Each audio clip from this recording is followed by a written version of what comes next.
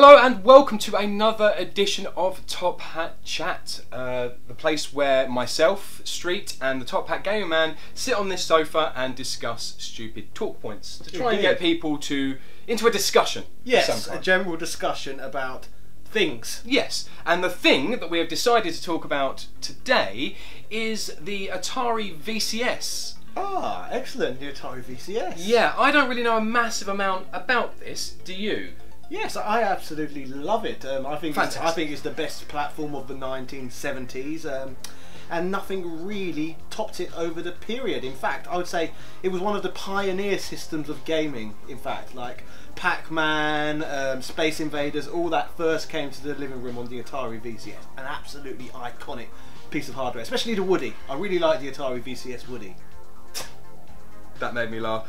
But there was one thing that I picked up on that you said, and that is that you said 1970s. Yes, the Atari VCS. I was more talking about the new one. Oh, the new one, yes. Yeah, you decided to trick everybody and start talking about the Atari 2600. 2600, thank you. Yeah, I knew that was coming. And yeah, because I said Atari VCS, why did you think that I was talking about the Atari 2600? Because that's called the Atari VCS as well. And surely you should have said the new Atari VCS, otherwise I'm automatically going to assume you're talking about the original one, surely. That's common sense, isn't it? Well, I do apologise for the misunderstanding. Exactly. But the new Atari VCS. Okay, the new Atari VCS, which, again, in fact, why is it called the Atari VCS? Why is it not called the new Atari VCS, like the new 3DS? I don't know. You can't give the same system the same name twice. Why would you do that? I suppose so. I mean, it was a firm name, and we briefly discussed this because we did pull people away a little bit from some discussion. It started its life, actually. It used to be called the Atari Box. Oh, okay. And then they changed it to the Atari VCS because reasons. I didn't know either of these facts. So. It'd be a little bit like, I suppose, if Nintendo started doing really badly, so they just called their next one the Super Nintendo.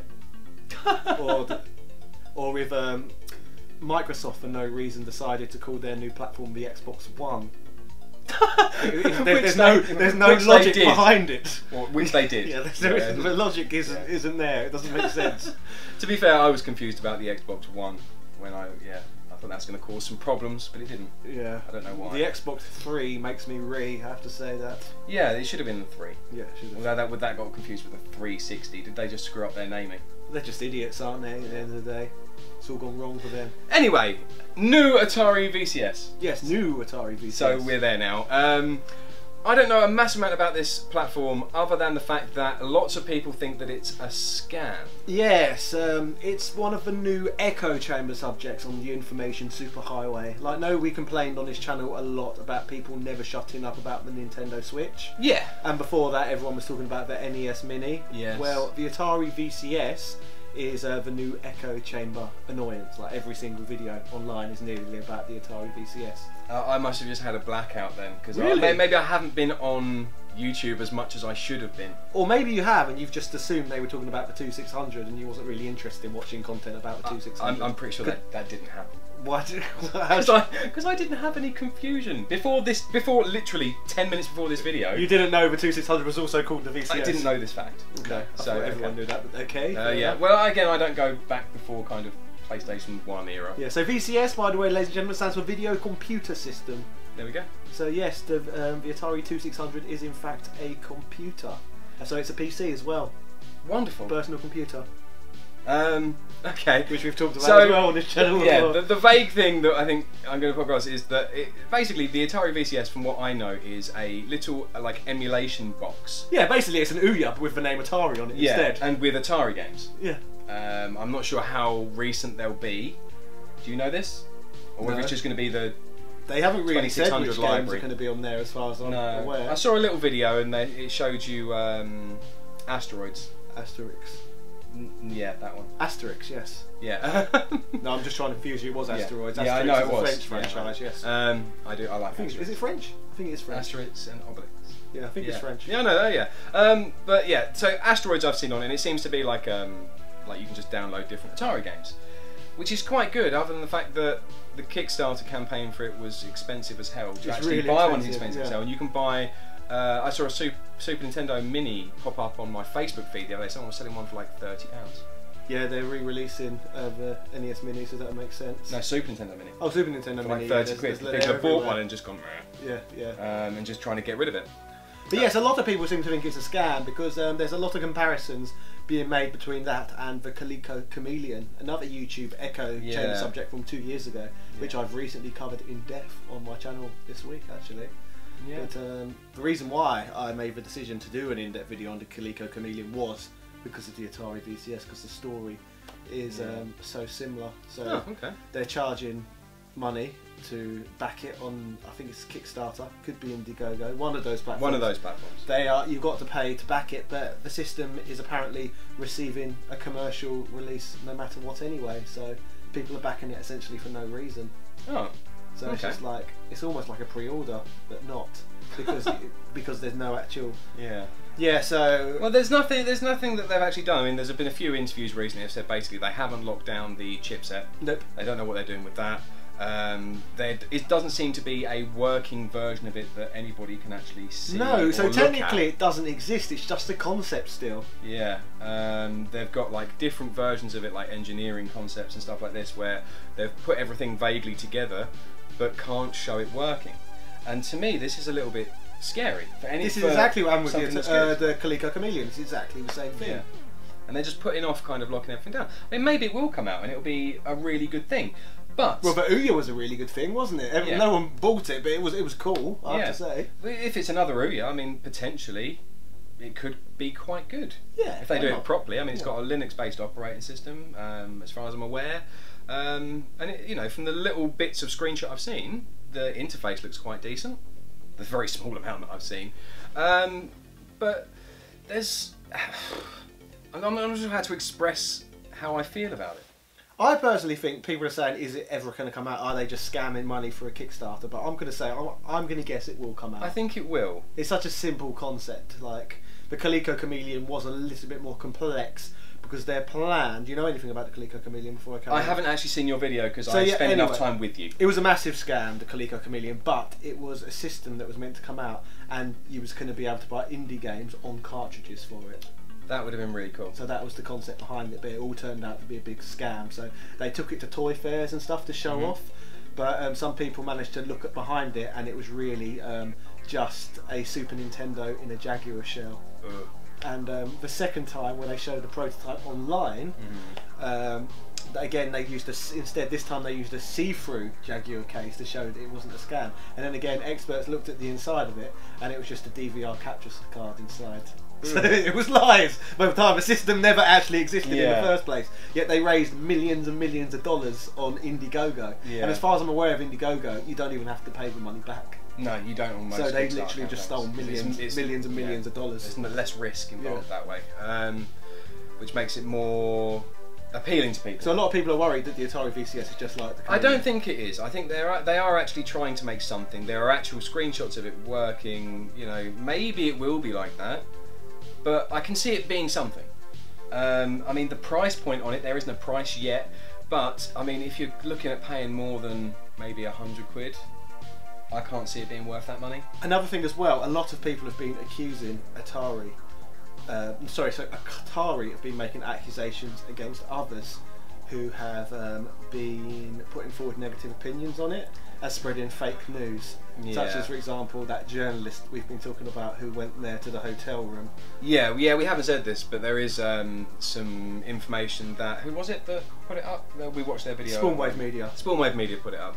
And there was a journalist that went in and raised a massive article, pushed it out, and then Atari were like, it's all lies, it's stupid, they made it all up. So he released most of the transcript, like not the transcript but the audio recordings of everything, and he was like, actually no, it's about right actually.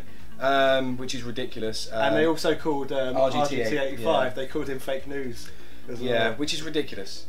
It's not really fair. If somebody has a negative opinion on something, it's not news at all, is it? It's just it is an opinion. You can't call people's opinions fake news. Yeah, it's like, this is our opinion.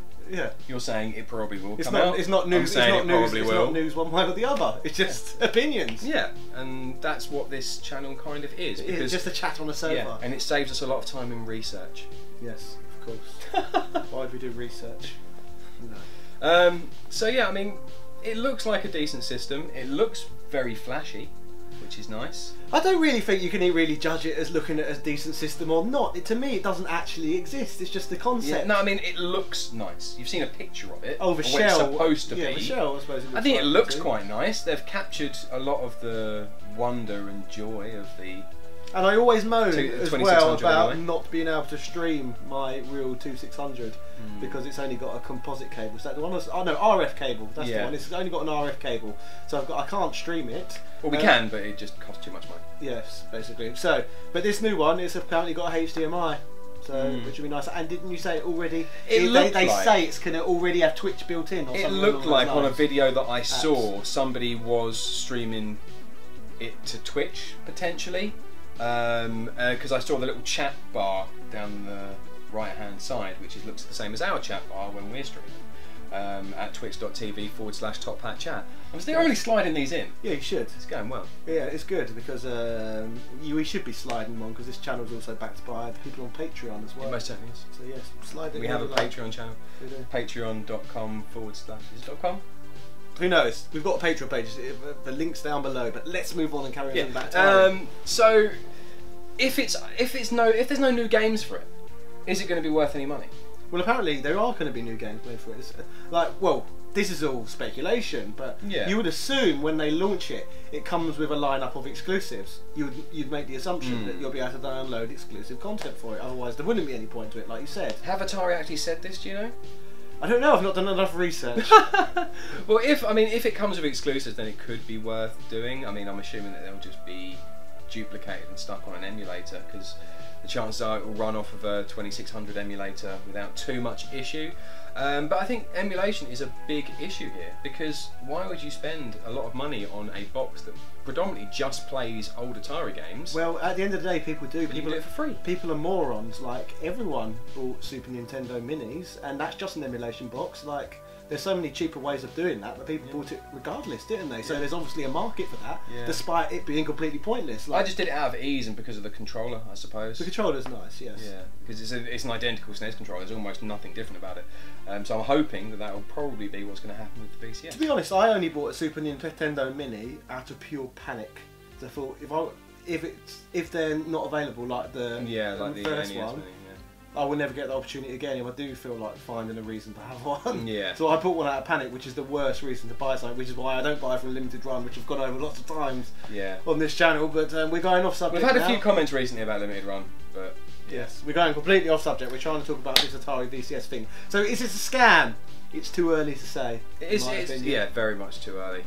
It seems like they're trying, and it seems like they're trying to put something out.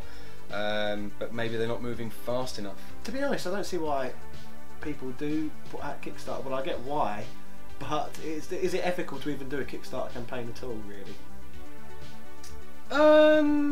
If you're a big company like Infogrames who's already got money. Yeah, that doesn't really make sense. It makes sense for like an individual, but if you're already an established company, what are you doing on Kickstarter? I thought that's why it's called Kickstarter, because you kickstart a business. Yeah, no, to be fair, I can really understand what you're saying. I mean, maybe they thought it was a gamble and they didn't want to put any of their own money into it. But that's a little bit of a cop-out. It is a cop-out. Really, isn't it? Yeah. It's just a matter of... It's a shame that the only people who can... believe in what I'm selling. A lot of the people who can get the sort of exposure needed to do a Kickstarter campaign are the ones who've already got money. This is the catch-22 situation of the world, isn't it? Yeah, mostly. Yes. So, ladies and gentlemen, let us know in the comment section what you think of the Atari VCS, aka the Atari box. Let us know in the comment section whether or not you think it's a scam. We would be curious to know in the comment section. Cheerio! I'd like to give a shout out to Michael Keneally as well as all of our other patrons. Thank you so much for your support. It helps us keep this channel going.